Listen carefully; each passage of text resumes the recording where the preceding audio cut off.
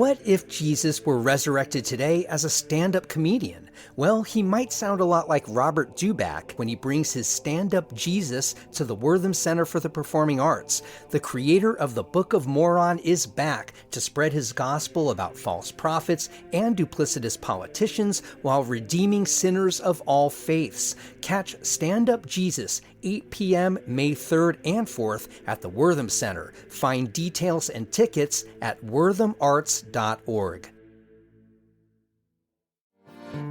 I am a maker, a builder, a baker, although sometimes my messes are all that you'll find. I'll tell a story, both true and allegory. Oh, the process is precious, so it takes up all my time.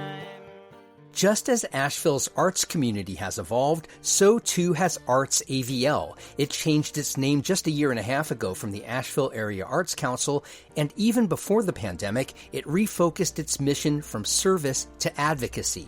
The arts had to be able to speak the language of legislators, and really the lens they look through is through jobs and sales. This is The Overlook with Matt Peiken, a podcast about the news, arts, issues, and trends of Asheville, North Carolina. My guest today is Katie Cornell, now in her 5th year as Executive Director with ArtsAVL. We talk about that mission shift and the work that goes into gathering the data to inform her advocacy with elected officials at the city, county, and state levels. We also talk about where arts tourism fits into the city's marketing efforts and how rising real estate costs are potentially pushing artists' workspaces and arts organizations out of Asheville. I began my conversation with Katie Cornell by asking about the roots behind ArtsAVL's mission shift from service to advocacy. We are a 70-plus year organization, one of the oldest arts councils in the United States, second arts council in North Carolina. And during that time, the organization has had its highs and lows. And what had happened when I came along in this role is the Arts Council was still acting like a small town arts council, which was not wrong. They were not doing anything wrong for what an arts council typically does. But Asheville is not a typical community. And basically the arts community had outgrown what the Arts Council was offering. Be specific in what ways it was operating like a small town arts council. So typically in most counties in North Carolina, the Arts Council is the center for the arts. Particularly in Western North Carolina, we are the largest arts community in Western North Carolina by far. And so typically an Arts Council has an exhibition space and maybe artist studios, and they are that hub, their presenting organization. And you had that in the refinery building we on did. Cox. Yeah. Mm-hmm. Yeah, so that's what I mean. The Arts Council was very much following that same model. But we have 30 arts galleries alone in downtown Asheville. And we have a ton of presenting organizations. And so what was happening is the Arts Council was competing with other arts organizations instead of supporting them, which is the primary role of an arts council, is to support the arts in their designated county. So how did you go about making that shift? That seems like quite a big pivot. And so going from the small town arts organization model, what did you shift to and how did you do it? First, we went on a large listening tour and just heard from our arts community what they wanted, as well as from our community leaders. So we are this large arts mecca, but we have no designated staff for arts and culture at either city or county. And so there is not the same kind of arts representation as we typically find in an area that had this much concentration of arts. And so we needed to hear also from community leaders about what their expectations were, what their assumptions were, and how we might get at the table.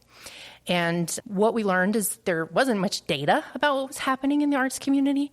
So we have really focused on doing a lot of data and reporting and really making it clear what's happening in our arts community and just how substantial our arts community is and the positive impacts it makes on our community. So the data you're looking to collect, I imagine, has also largely been shaped or at least skewed by the pandemic. Most of your tenure has been since 2020 when the pandemic hit. How has that shaped what kind of data you're looking for? The pandemic hit a year into my job. And yes, it was very timely and new. And I'll say on our listening tour, what we heard that from our arts community that they wanted top of the list across the board was advocacy for the arts sector, a voice at the table. And so in order to do that, we needed the data to support it. And so before we could talk about the impacts of the pandemic, we needed to know what the arts community looked like prior to the pandemic. So we put out the Creative Jobs Report, which looked at the creative community from 2015 to 2009 prior to the pandemic. And then we put out another follow-up report looking at the creative community during the pandemic.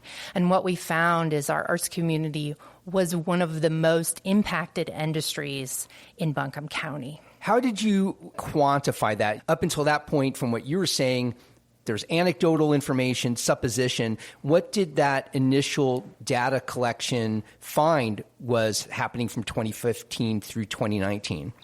So when we started doing creative economy data, it was based on the Creative Vitality Suite, which is a national leading data source for arts.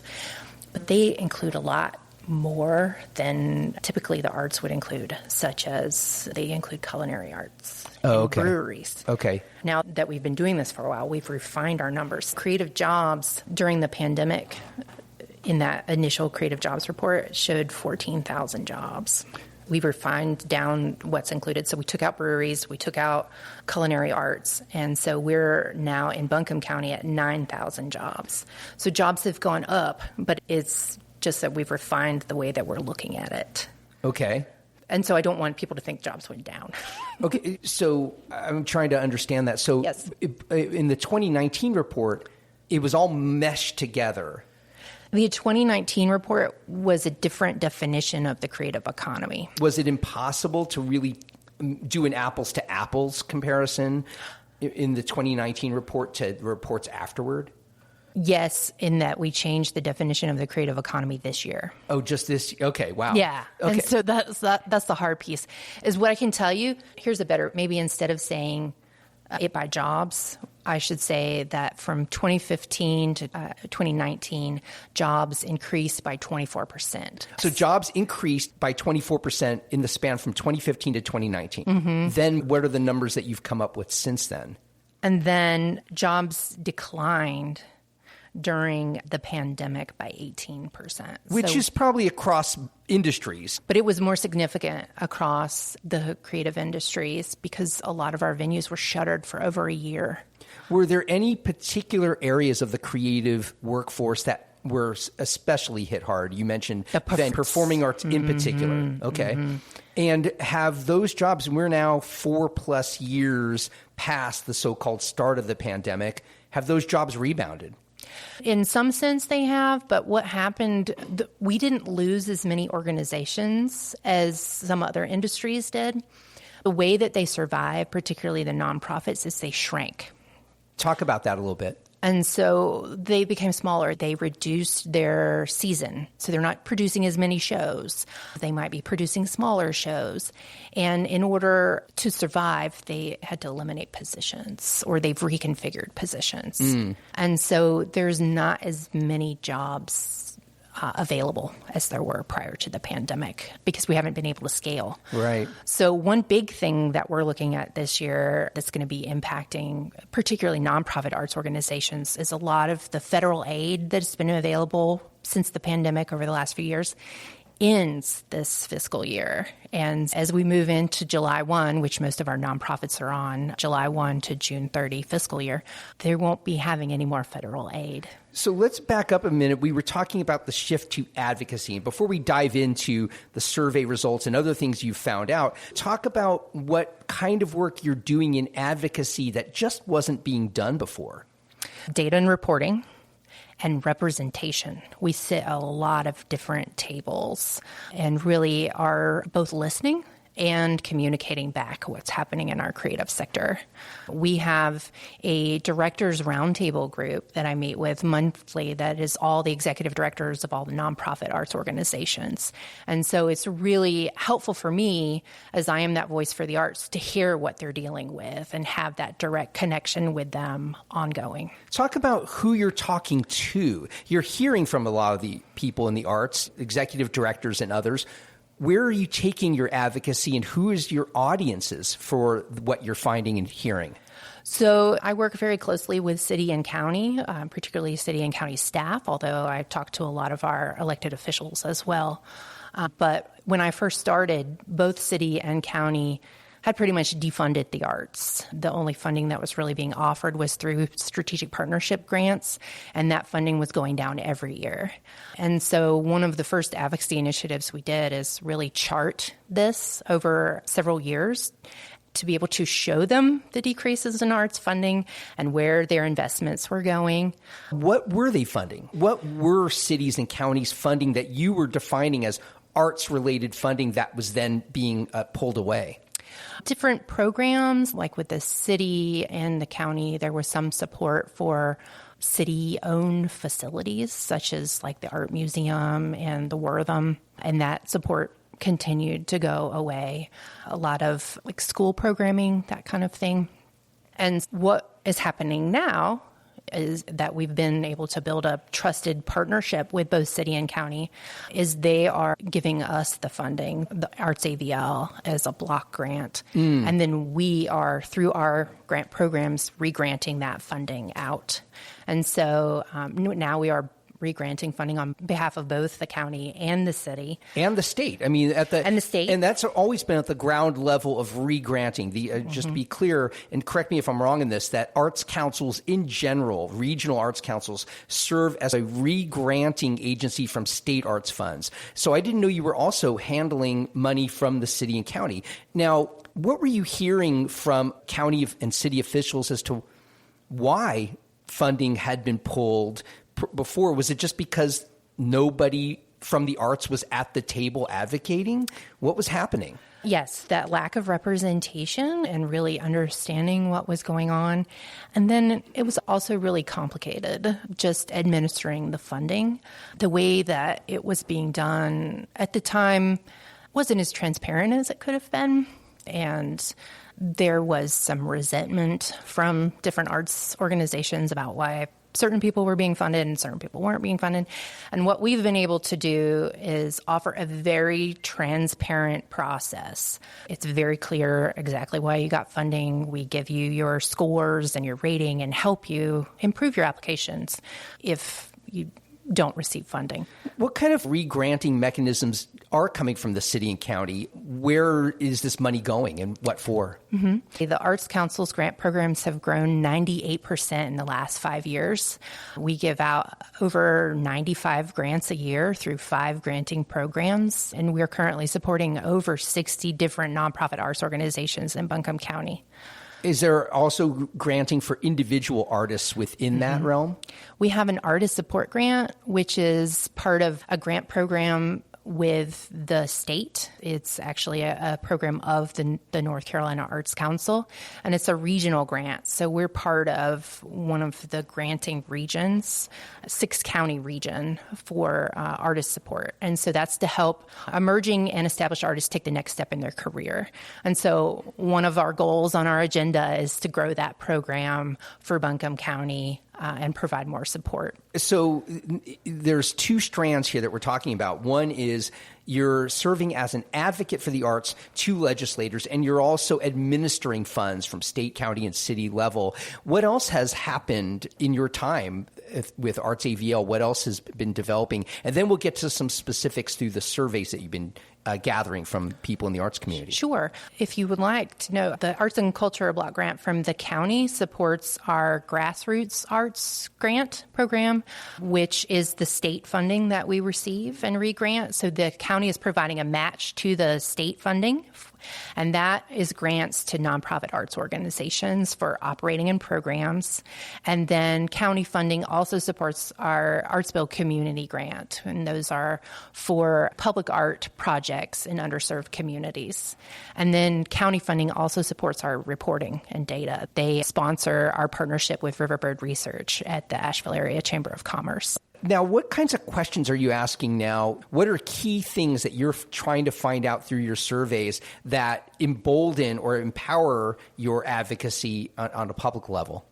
So in our data and reporting that we do on a yearly basis in that partnership with Riverbird Research, which has been a fantastic partnership, is really looking at the creative economy, both understanding sales through industries, as well as jobs through creative occupations and the demographic breakdown. That's another area where we were really missing, is understanding the demographics of creative jobs. That's still ongoing, that research? You don't have any findings to report on that yet, do you? I can't report on the latest, but what I'll tell you overall is what we found is creative jobs tend to be more diverse than, as far as races and ethnicity goes, than the population of Buncombe County.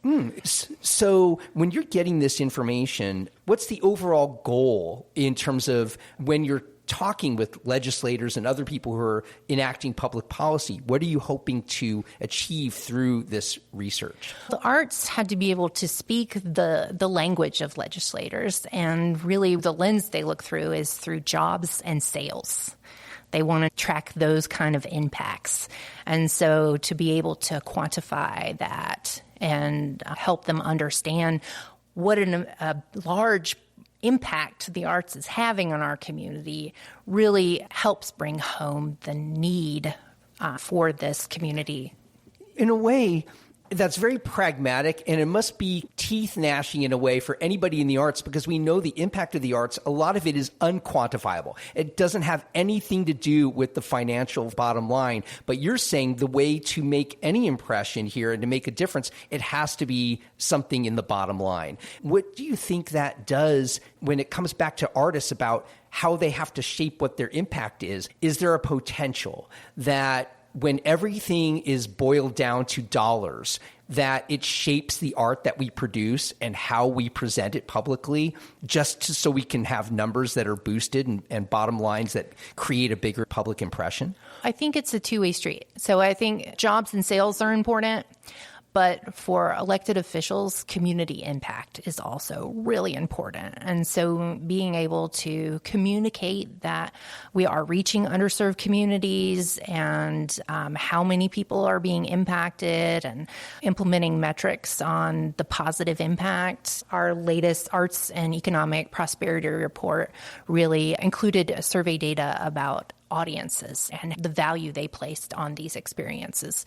And so there's a way to get at that. How do you get at that? There's the emotional piece that you'll never get unless you're sitting there in the audience. And that is really hard to communicate in data, but we get close. And we also do share like impact stories. And so you have the overall larger impact data that really shows the full force of the arts community. And then you have those heart-pulling stories about impact. And so those impact stories are really important for communicating. We have our authors that go into our schools, and being able to talk about connecting that with youth is really important. That's a way to do that. I'll say that writers and authors are one of our top 5 creative jobs. And so we can definitely communicate their impact. More after this. In her youth, Anna Sagel saw herself as a hippie child, but as she bounced around Europe with her parents, she unwittingly developed the sensibilities that have paved her career. I flew down to Guatemala with $1,000 in my pocket and traveled on the bus. Basically, it started with all Guatemalan merchandise: shirts, backpacks, belts, hacky sacks, you name it, all things bright and beautiful. And that was the beginning of AdLib. Sagel opened AdLib Clothing 35 years ago in Boone and moved her boutique to Asheville at a time when there wasn't much else downtown. Trends come and go. I feel like my customer wants clothes that she is going to enjoy today, and they're going to last, and she will enjoy them for years to come. Drop into AdLib Clothing on Haywood Street, celebrate the shop's anniversary all through April, and find out why Anna Sagel isn't slowing down, even after 35 years. It still amazes me that AdLib has become my life, and that it has brought so much joy to so many women, and ad-libbing it has worked for me.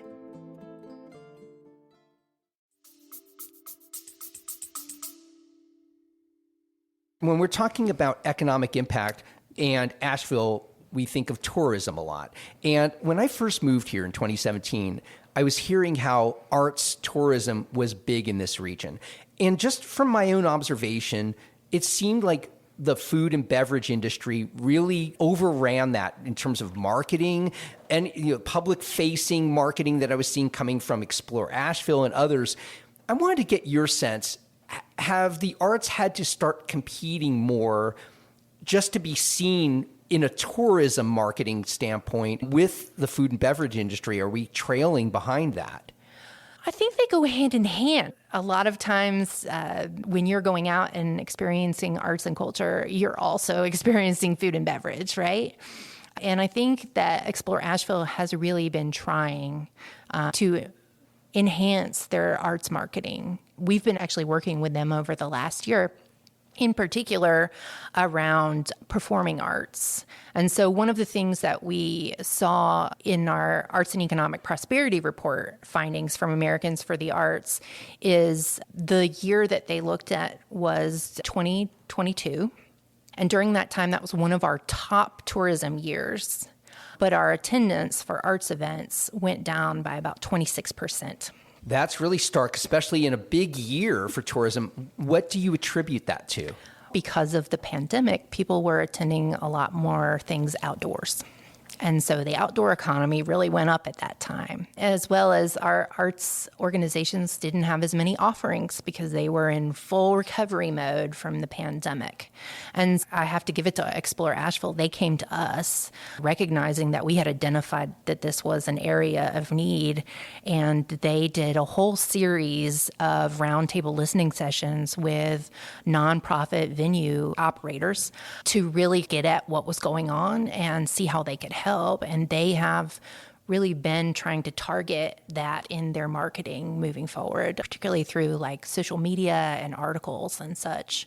I wish it was more than nonprofit performing arts. You think about contemporary music, and you think about local clubs like Fleetwood's and Gray Eagle and Orange Peel. And so they are. Orange Peel is a the nonprofit. Listening session started with nonprofits, but they are including music venues. Oh, they are? Yeah, Great. yeah. And so they actually, we just did it. Our last town hall was on arts marketing, presented with Explore Asheville, and they did a whole survey of these venue operators, and those results were presented at that town hall and on our website. Is there any talk that you're having with the Explore Asheville around occupancy taxes and turning some of that money over into a dedicated arts fund? So two things. There has been some talk about whether or not occupancy tax funding can be used to support affordable housing for service workers. And so definitely pay attention to that. But really, our occupancy tax funding is the only source for particularly nonprofit arts organizations to renovate their space. It's the only capital funding really available locally for that. And so a lot of the renovations to our creative spaces have been funded through the occupancy tax. The Wortham Center's renovation, the Art Museum, LEAF, the YMI. I know there's talk around even Thomas Wolfe, some of that renovation being covered by that. There's funding from the new LIFT fund that's going to support some of the repair work that's being done on the facility right now, as well as potential investment of a renovation of the space. And it's very key funding. But what I'll say is we don't have the same tools in our toolbox as most communities have as far as arts funding. And it would be helpful to see additional taxes like a food and beverage tax, which typically supports arts and culture, be put in place here in our community as well. When you say we don't have as many tools in our toolbox as other communities, you're talking about specifically taxes in our inability here locally to enact taxes? Is that what you're referencing? Because the state legislature has a stranglehold on that. Yes, adding any kind of additional tax like food and beverage tax would have to be approved at the state level. But in Raleigh right now, they're having a major expansion of their Convention and Visitors Bureau, and that's being paid for by a food and beverage tax. Now, you have the ear of legislators. Why can this happen in Raleigh and not happen here? They have a lot more representatives than we do. Really, that's part of it, is their delegation, and so their voice is a lot larger than ours. Really? So it's you can get in the ear of Julie Mayfield and Caleb Rudow and Lindsay Prather, but it's only a few people. Where you're saying Raleigh just has many more representatives. Is that just simply that? Yeah. And what I'll say, too, is we finally got the split changed with our occupancy tax. And what that took is several different communities coming together and pushing that through as a package. And so it wasn't just Buncombe County wanting an adjustment to their occupancy tax. And so likely if something like that were to happen, it would be a group of municipalities or counties coming and requesting some kind of new tax. So just to be clear on that split, we were talking about, it used to be 75% of occupancy tax money went directly back into tourism promotion, marketing, and 25% was more of a fund that was a little more fungible that could be used for a variety of purposes. It's now specifically supported capital projects for either municipalities or nonprofit organizations. That are still connected to tourism to some degree. You can, but it used to be 75-25, now it's 66-33. So now you've mentioned how 2022, it was really a big year for tourism, drop off in terms of attendance. What are you hearing and seeing now in results that you can speak of that are more current? I'll tell you, so it's the flip side now. Our studio, like gallery art spaces, actually did really well during the pandemic because a lot of people were stuck at home and they redecorated, right? And so a lot of them had really good sales during that time, even though our performing arts was shuttered. Last year, we saw a dip in tourism in the fall, late summer and fall, and it really impacted sales for a lot of our studios and galleries.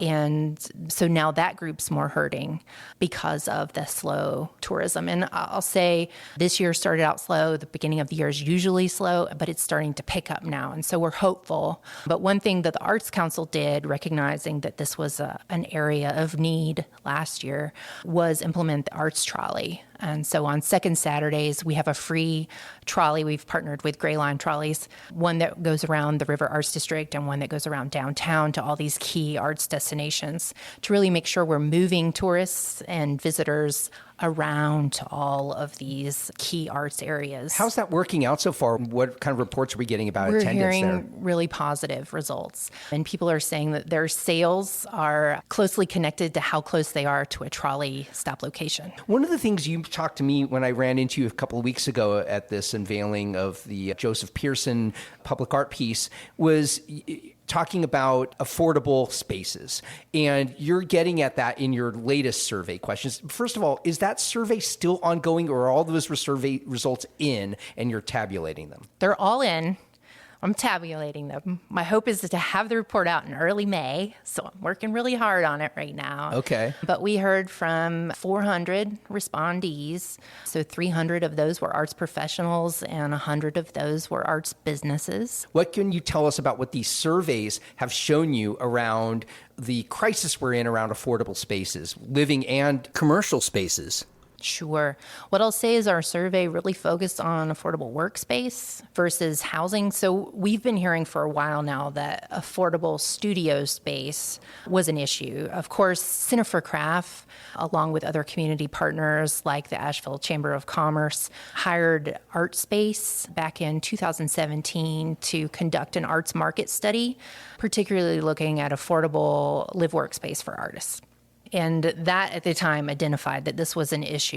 It actually identified a city-owned property in the River Arts District. It's called the Ice House property on Riverside Drive as the ideal location for an affordable live-work mixed-use space for artists. And unfortunately, not much has happened with that. Yeah, let's talk about that a little bit. That they laid out what this could be, what the cost would be. It's a city-owned space. Now, at the time, I know affordable housing was a big topic. Even then, it's become more. Why are we still hung up with that space from your vantage point? Why has the Ice House development not happened? I just think there other priorities got ahead of it, and then the pandemic hit. And so my hope is it'll come back up. The city is doing an affordable housing plan right now for the next 10 years. And so that is another reason why we are doing this data right now, so that we can align it with this new plan and make sure arts and culture is not left out of this. But another reason why we are doing this report right now is we started hearing from a lot of our performing arts organizations, our arts businesses as well, that they were also having a really hard time with affordable space. Yeah, and I want to bring up here, and I alluded to this to you in a note, that the Magnetic Theater's closure in the River Arts District, they had been around for a long time, and they simply couldn't afford the rent anymore there.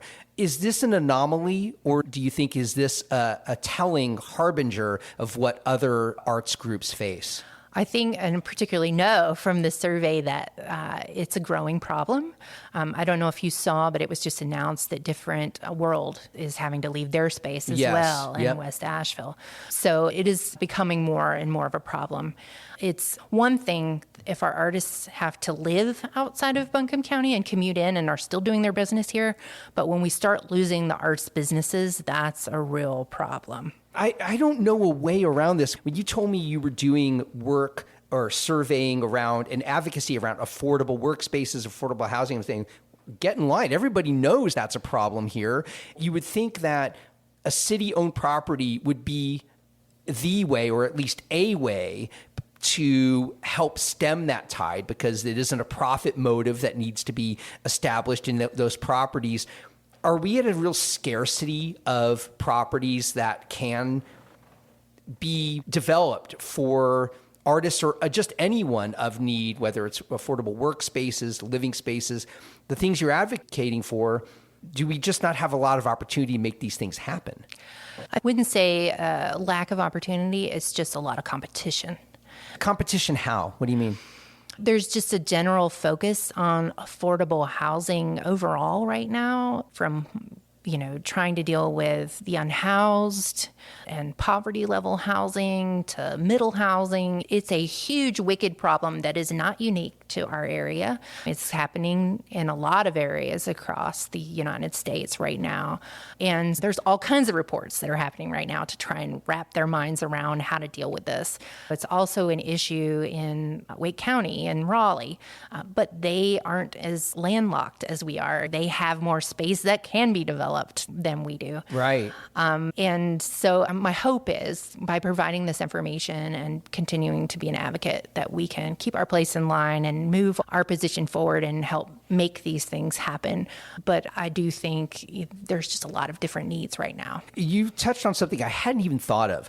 When we have all this push, and rightfully so, for affordable housing, and the city uses certain zoning mechanisms and tax increment financing, certain incentives for developers to develop properties that have a certain percentage of housing that's for people who are below the median income to a certain level. We don't have anything like that, to my knowledge, for theaters and studios to incentivize development of affordable workspaces. I haven't heard of a program like that.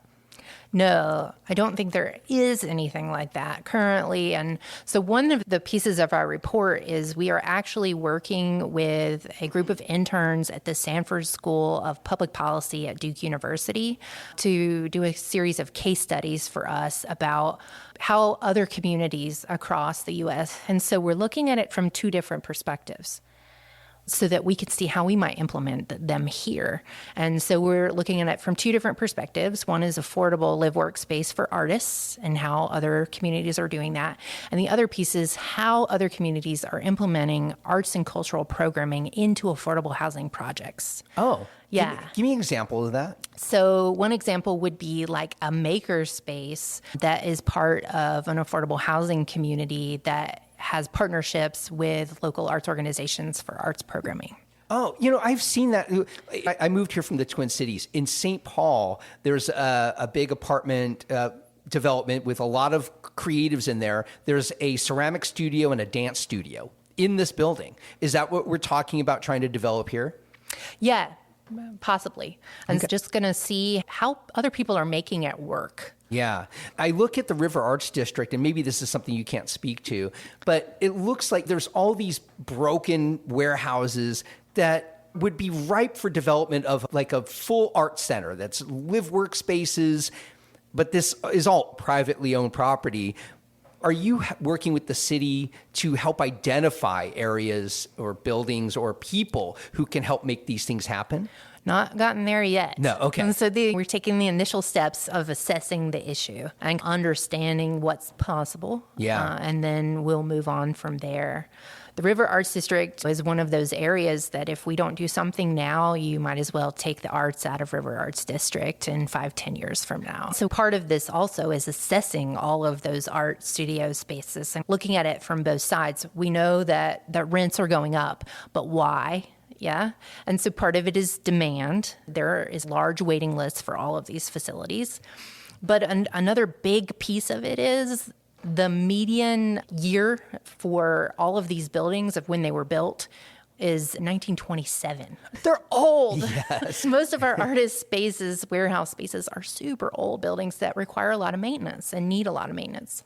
The other piece is the value of those properties has gone up about 35% in the last 5 years, and their property taxes have gone up on average of 45%. It makes it hard to keep the rents low. Yeah. And so what artists are feeling is those additional costs are being passed on in rising rents. And people are trying to deal with this by subdividing spaces and making them smaller, but that makes it more and more difficult to have working artists in a space. You got to have space to produce the art.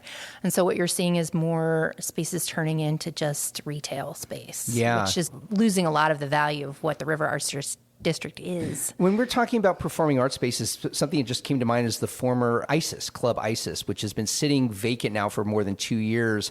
Do you play a role in helping to get a owner in there who's going to rekindle that theater? Or is that not your domain? It's not my domain. I, of course, would love to see something happen there. I believe it's still owned by the same people. I'm not sure why they have had it vacant. You would think they'd want to see it reactivated. Because we're talking about the RAD, and I'm thinking West Asheville might have some potential. If ISIS can be rekindled somehow, it can springboard other things. Well, and one of the really exciting things coming in West Asheville is the whole Blue Note Junction project, the whole creative campus that's being spearheaded by Burton Street community. I talked with Dwayne Barton about that a little bit. Do you have a sense of a timeline on that? They're supposed to break ground in 2025. And so hopefully in the next few years, we'll have that. You mentioned in May, you're hoping to have these results from the latest survey out publicly. Do you have a release date when people can expect that? We will be releasing it as part of our town hall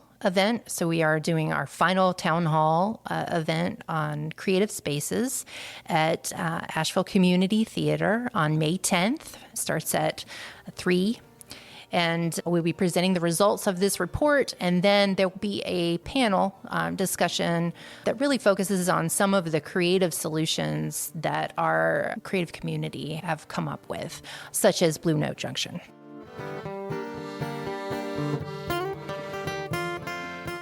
I want to thank my guest today, Katie Cornell, Executive Director of ArtsAVL. Our conversation happened at the BB Theater in downtown Asheville, which comes to me courtesy of the Asheville Contemporary Dance Theater and Susan and Giles Collard. If you value the Overlook's place in Asheville's media landscape, please consider joining dozens of others who are supporting the show through my Patreon crowdfunding page. Become a member for as little as $5 a month. Visit patreon.com/The Overlook Podcast. Our First Look newsletter gives you just a handful of daily headlines from around the local media landscape to get you on your morning. We also have a weekly newsletter devoted to all things The Overlook that hits you every Friday. Both are free and available at podavl.com/newsletter. The theme song for The Overlook, Maker's Song, comes to us courtesy of the Asheville duo The Resonant Rogues. The Overlook is a production of Podcast Asheville. New episodes come out every Monday, Wednesday, and Friday wherever you get your podcasts. You can find us on any social media channel at AVL Overlook. And I'll see you on the next episode of The Overlook with Matt Peiken. Hey everyone, Matt Peiken here from The Overlook, and I'll get back to my conversation in just a moment. But I'm asking you, the listener, yes, you listening this very moment, is The Overlook making a difference in your connection to Asheville? Do you know more about what makes this city tick and where we're struggling? If you had to give up 1 cup of coffee every month to do your part to keep this show going, would you step up? If you answered yes to any of that, and I really hope you did, please join dozens of other listeners by supporting The Overlook with Matt Peiken through my Patreon campaign by giving just $5 a month.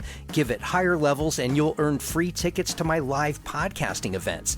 Your support means the world to me and helps keep this show free for anyone to hear. Go to patreon.com/The Overlook Podcast.